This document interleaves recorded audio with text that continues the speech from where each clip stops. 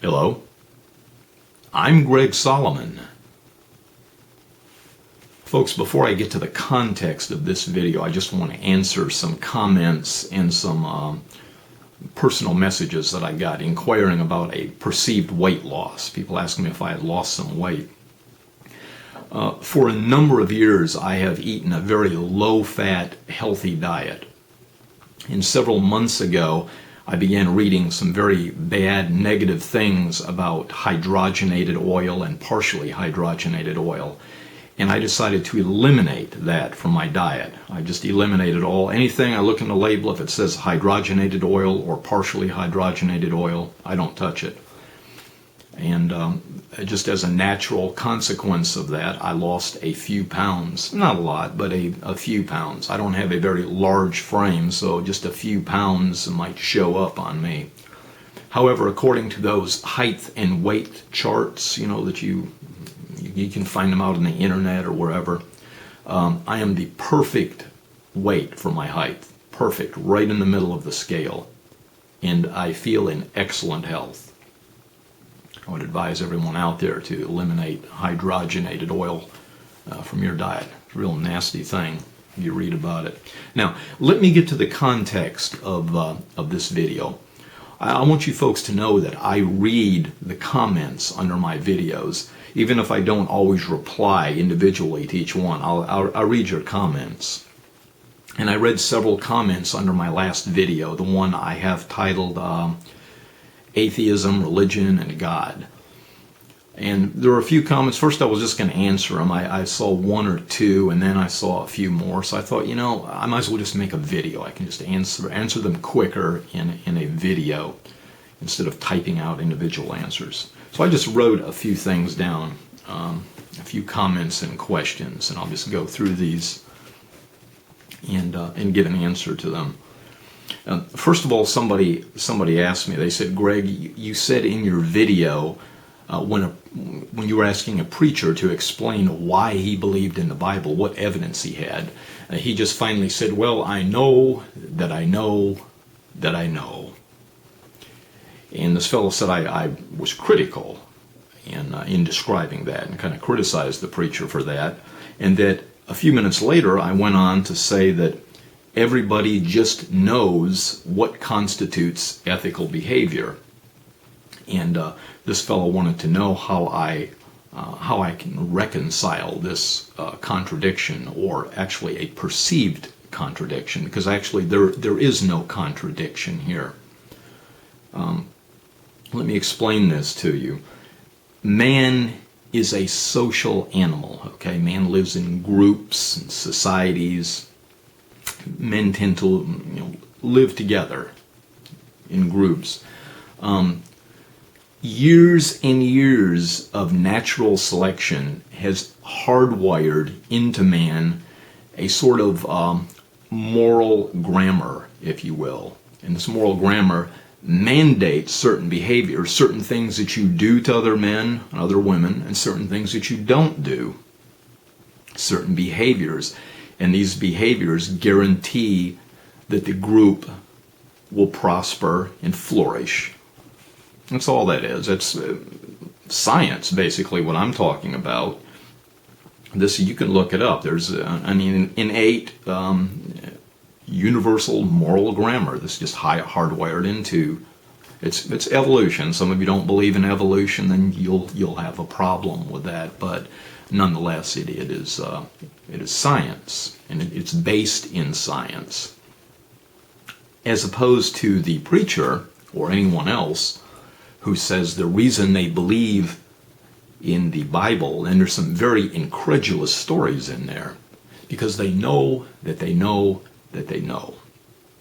Stories such as a snake talking from a tree to a woman, a big fish swallowing a man up and then spitting him out. Another story, imagine this fellow, he's walking, minding his own business, and all of a sudden God calls down to him, Noah. The guy goes like this, and, Noah. Yes, God?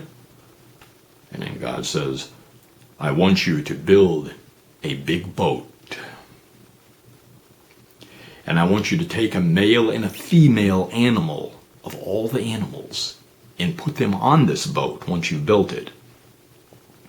And then you get on the boat with your wife and your sons. Get on this boat and seal it up. And I'm going to cause it to rain and flood the entire earth and kill everybody and all the other creatures on earth because they've all made me mad. I'm irritated with them. However, Noah, I'm not irritated with you. And then you ask someone how they know these stories are true. Well, what evidence do you have that these stories are true? To which they respond, well, I just know that I know that I know. Well, see, there's a big difference between that and that hardwired moral grammar that I was speaking of. Big difference. No contradiction to reconcile whatsoever. Somebody else wrote, said, Greg, we originally got our ethical standards from the Ten Commandments, so give religion some credit. Well, this individual is completely wrong in his premise, saying we originally got our ethical standards from the Ten Commandments. So you're telling me that before the Ten Commandments, nobody knew that it was wrong to murder. Nobody knew that it was wrong to steal. Now, in other words, the Hebrews had to wander with Moses until they got to Mount Sinai, not knowing right from wrong, not knowing it was wrong to kill, not knowing it was wrong to steal. They had to wait for 40 days while Moses climbed up on Mount Sinai and the Lord chiseled out these 10 commandments, and then Moses brought them down and told them what was right and wrong. I mean, do you really believe that? That people had no ethical standards until Moses brought those down and told those people. If those people didn't know that it was wrong to kill and wrong to steal and wrong to do a lot of other things, I posit to you that they wouldn't have even made it to Mount Sinai because they would have been killing each other and stealing from each other, etc., etc. So no, your premise is wrong and you're mistaken. Well, let's see what else we have here. Somebody asked me, what about people who convert to religion as adults? Because I was equating religion being indoctrinated into kids the way fillings are put into a kid's teeth. So what about people who convert to religion as adults? Well, there's several explanations for that.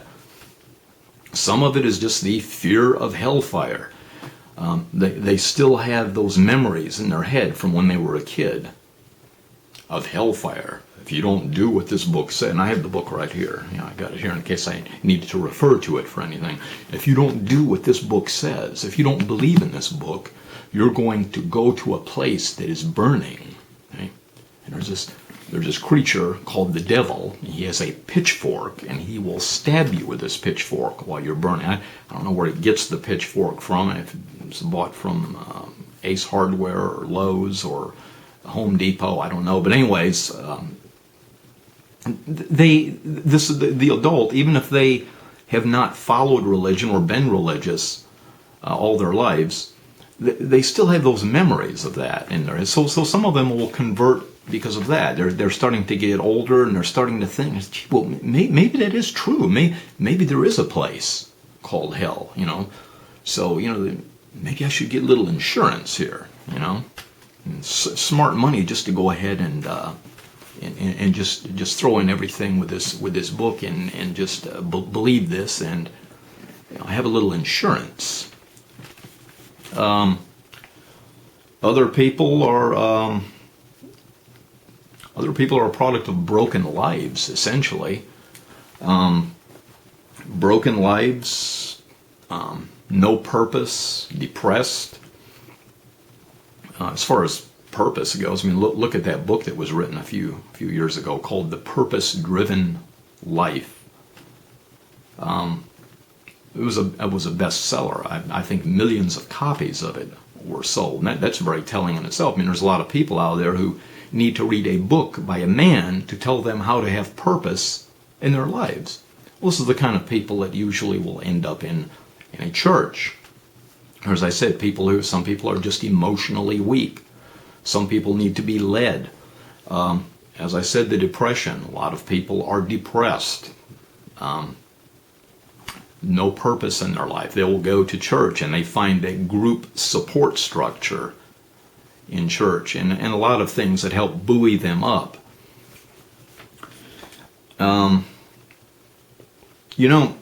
Speaking of depression in church, I'll tell you a story, and this is a true story. A few years ago, a lady prevailed upon me to come to her church to listen to a preacher. The church was a Wesleyan church. She wanted me to come to this church and listen to this preacher, her preacher. She said, you'd really like this guy. I mean, I said, well, I don't really care about listening to that. I'm not really interested in it. I've read for myself the Bible, and I don't really care to hear his opinion of. She's, no, this guy really he's a very good orator and articulates himself very well and tells just good stories with moral precepts. She just please come and listen to him. So she prevailed upon me, and I did. Out of courtesy, went in there and sat and listened to the guy. And when the church service was over, you know how a preacher will stand at the door and shake people's hand as they're going out. And I get vibes sometimes from people. I can't explain it. I've had it since I was a kid. And a lot of times, matter of fact, most times are very accurate. I don't get vibes all the time, but I do sometimes. And when I do, they're very accurate. I've actually tried to look for a logical explanation for it, and might have something to do with the collective unconscious of Carl Jung. He writes, well, you'd have to look that. I'm not going to go into that. That would be something, a subject for a whole nother video. But anyways, be that as it may, when it came my turn to shake the preacher's hand as I was leaving the door, I got a vibe from him. I picked something up from him. So when we left the service, this lady asked me, she says, well, what did you think of him? And I said, well, to be honest with you, I felt he was depressed. I think he's a depressed man. And she says, she looked at me like a dog at a new dish. Depressed? I said, yeah. Well, she says, what do you mean depressed? He's a pastor. He pastors the church. He counsels people who are depressed. I said, well, I'm just telling you, you asked me my opinion, and that's what I think. I just feel that he's depressed. And she said, well, in what way? How can... I said, I don't know. In the exact words I used, I said, I just feel that he has, a storm going on in his life. Well, she thought that was ridiculous. She had no idea why I would think such a thing. You're just anti-religious or anti-pastors. I said, well, I'm sorry. That's just the vibe I picked up from him. Well, a few weeks went by. Maybe a month and a half, 6 weeks went by.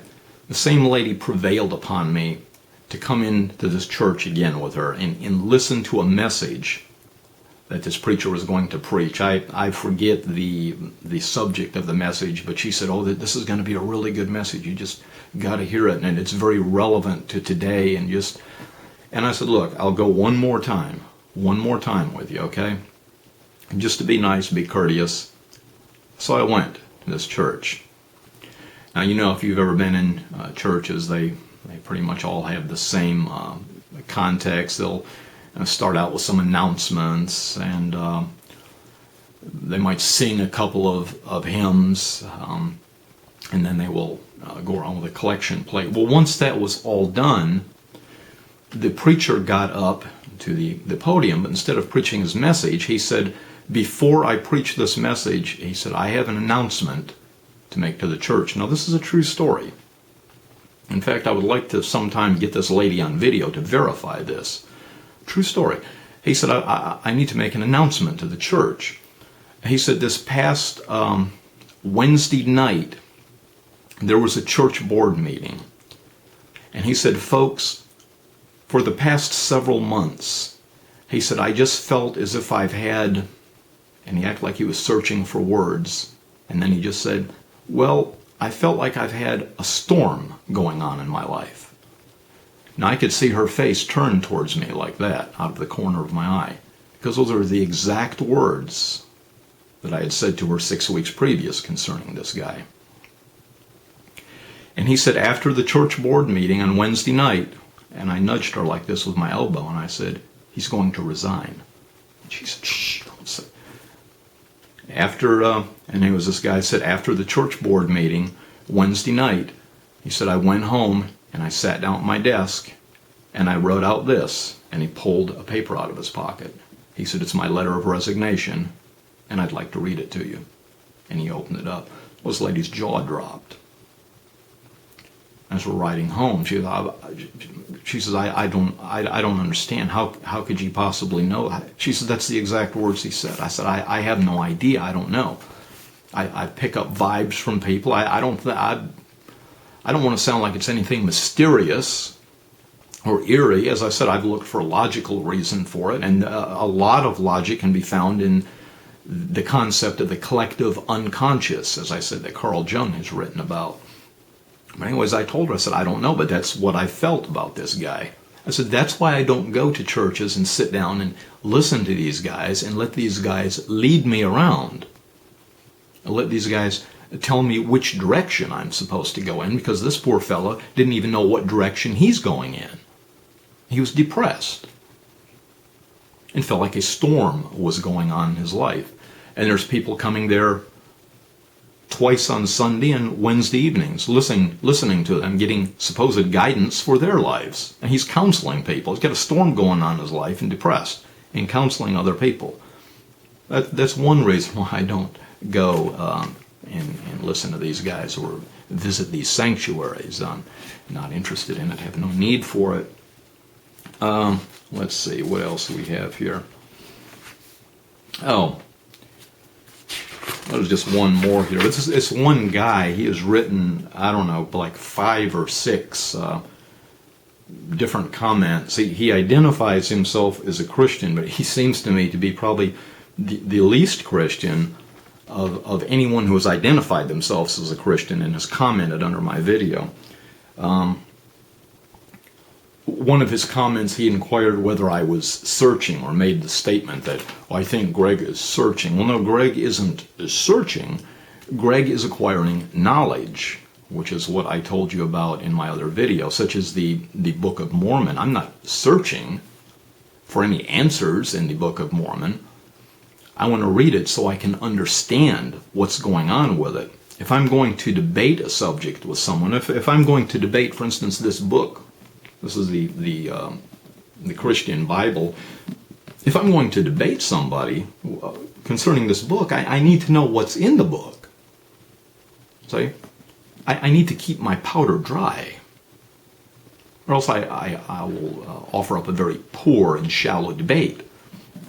But because I know what's in it, I can debate it quite well. Same with the Book of Mormon, same with these other books. There's no search involved. Actually, and some people, some Christians would like to think that somebody's searching, somebody's, that they're looking for answers, because they just can't fathom that somebody is actually content with their lives without this stuff, without going to church. Somebody is content and emotionally well balanced and has actually achieved a state of self-actualization and is content and comfortable in their own skin and is able to think for themselves. Their mind just goes tilt when they think about that, because they can't do it. They need to go and listen to that preacher. Maybe they're listening to a depressed preacher with a storm going on in his life. One of the other statements this fellow made concerning Richard Dawkins. Richard Dawkins is an atheist, well-known atheist. He wrote a book called The God Delusion. You might have heard of that book. You might know Richard Dawkins now that I've mentioned that book. Anyways, he said, quite excitedly. He said, Richard Dawkins stated a few weeks ago that a case could be made for God's existence. In other words, he's implying that Richard Dawkins' belief in atheism is starting to crumble. He's actually admitted that a case could be made for God's existence. Well, see, that's what some Christians do. They will, or a lot of religious people, they will make a statement as dogmatic fact and then just continue on, whereas the statement is actually incorrect. Again, incorrect in its premise. First of all, Richard Dawkins didn't just make this statement a few weeks ago. He said this years ago. You can look this up on YouTube if you want. There's videos of Richard Dawkins making the statement. But the thing is, Richard Dawkins isn't talking about a theistic God. Richard Dawkins is talking about a deistic God. And what he's saying is there is a case can be made for a deistic God. The implication being, see, he's debating with someone. He's saying, okay, a case can be made for a deistic God. The implication being a case cannot be made for a theistic God. The difference being a deistic God would be a God who just started the universe up. For instance, maybe with the Big Bang. Someone could make a case for that and say, okay, there was a God and he started the universe up with a Big Bang. The Big Bang didn't just happen by itself. This God started it up and then set these laws in motion, the law of thermodynamics, the law of gravity, the law of this. All the laws were set in motion with the creation of the universe, and there's an implied order in the universe. And there's a lot of theories that have to do with a deistic God. Clockwork universe theory is one of them. Like God created the universe with a big bang, kind of wound it up, and it's winding down, etc., etc. But that God is not a personal God. Now, Richard Dawkins isn't saying that he believes in a deistic God. Not at all. He's just saying, okay, a case can be made for that God.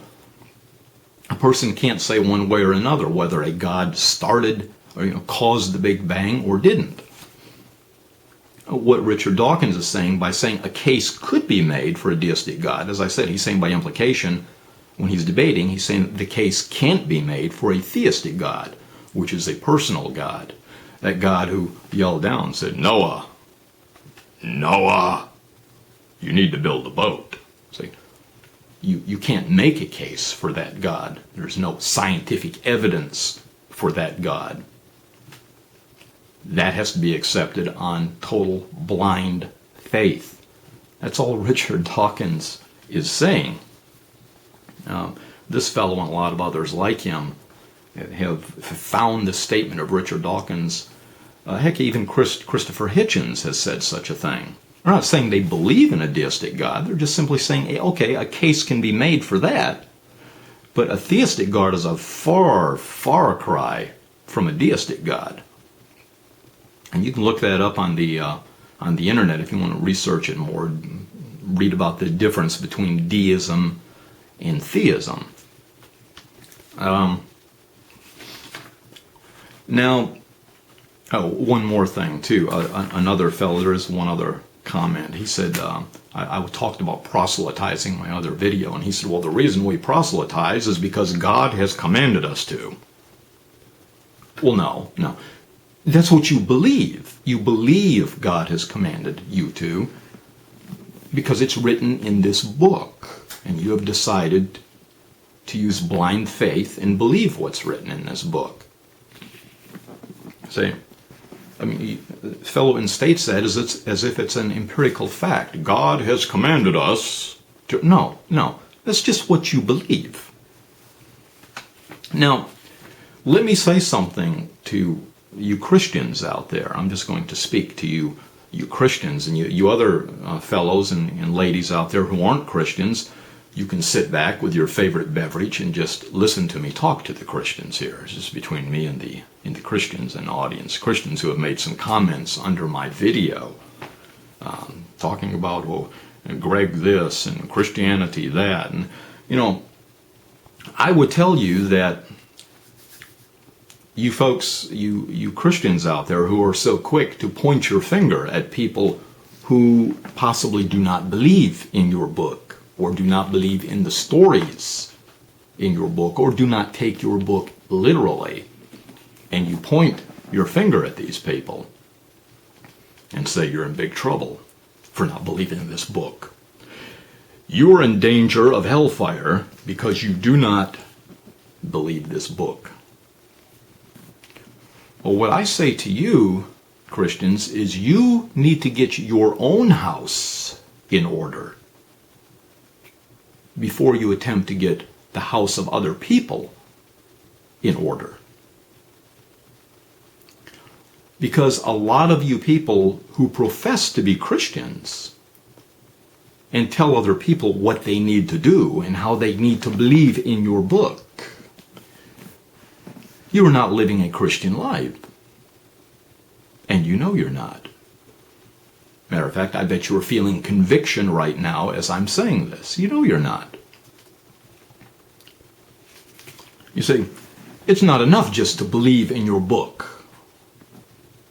You know, I talked in my other video about Revelation 3:16, where God says, I would rather have you hot or cold. Your God that you profess to believe in, your theistic God, your personal God, the God whom you say has written this book, and who you believe has written this book.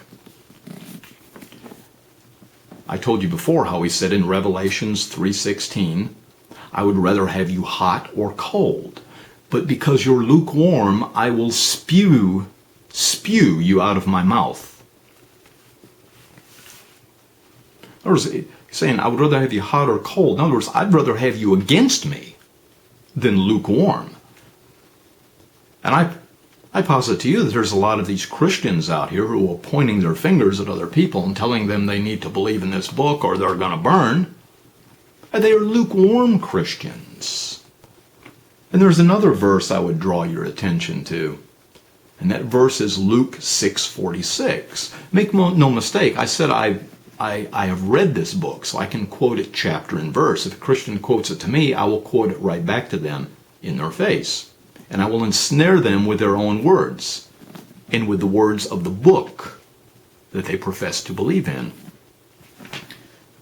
Luke 6:46. Christians, if you don't know it by heart, I would advise you to get out your book and look it up.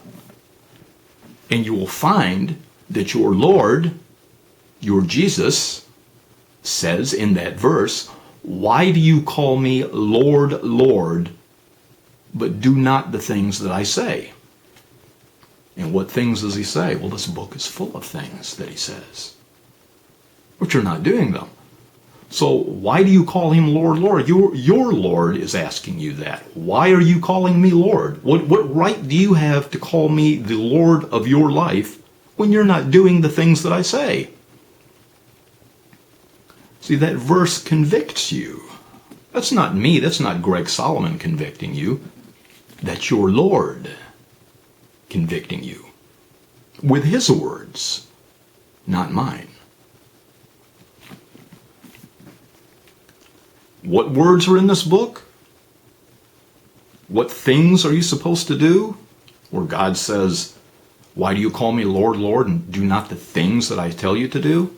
Well, let's just pick out one thing, one section. Okay? Sexual sin. There's a lot of things in this book about sexual sin. And yet I know that there are a lot of Christians, and in fact personally know Christians who engage in sexual sin. Even though they profess to believe in this book, and they call the author of this book the Lord of their lives, but they engage in sexual sin. In essence, not doing what the Lord has told them to do. I posit to you that a lot of you Christians don't do what's right. You simply do what's convenient and then repent later. Until next time, this is GregSolomon saying take care.